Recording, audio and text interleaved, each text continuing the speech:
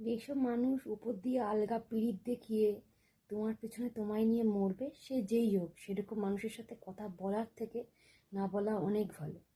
সে যেই মানুষই হোক, কেননা এরা হচ্ছে মানে ওই কালকেউটো সাপের থেকেও সব থেকে বেশি জঘন্য আর সব থেকে বেশি নোংরা।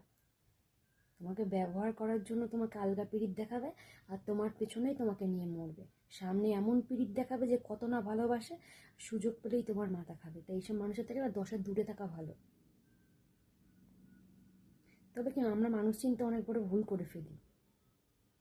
সবার পেছনে গন্ধ আছে, কিন্তু আমরা কি বলতো, লোকের গন্ধটা দেখে খুব বেশি মজা পাই, লোকের গন্ধ দেখে আমরা মজা নিই। কিন্তু মানুষ এটা ভুলে যায় যে আমার পেছনে কতটা গু আছে, বা আমার বাড়িতে কটা মানুষ খুব ভালো আছে। এটা মানুষ ভুলে যায়। মানুষ মানুষকে ছোট করতে পারলে বাঁচে, কিন্তু এটা ভুলে যায় যে আমার বাড়িতে এর থেকেও নোংরা আছে। পৃথিবীতে সব থেকে বেশি কঠিন হলো মানুষ চেনা, কেননা মানুষকে সহজে চেনা যায় না। মানুষ এত বহুরূপী, ধারণা করার বাইরে। তোমার সামনে তোমার মতো, লোকের সামনে লোকের মতো। ঘেন্না করে। এখন মনে করি মানুষের সাথে মেশার থেকে না রাস্তাঘাটে কুত্তা বিড়াল এদের সাথে মেশা অনেক ভালো। এরা অন্তত যে কোনো এক জায়গায় চুমু খায়, 10 জায়গায় চুমু দিয়ে বেড়ায় না। আর মানুষের জাত এতটাই নোংরা, তা ধারণা করার বাইরে। মানুষ নিজে যেরকম নোংরা, সেরকম ঠিক নোংরাই অপরকে মনে করে।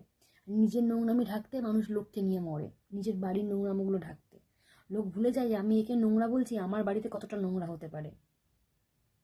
আমার মতো কপালটা হোক, তাহলে বুঝবি কোনে।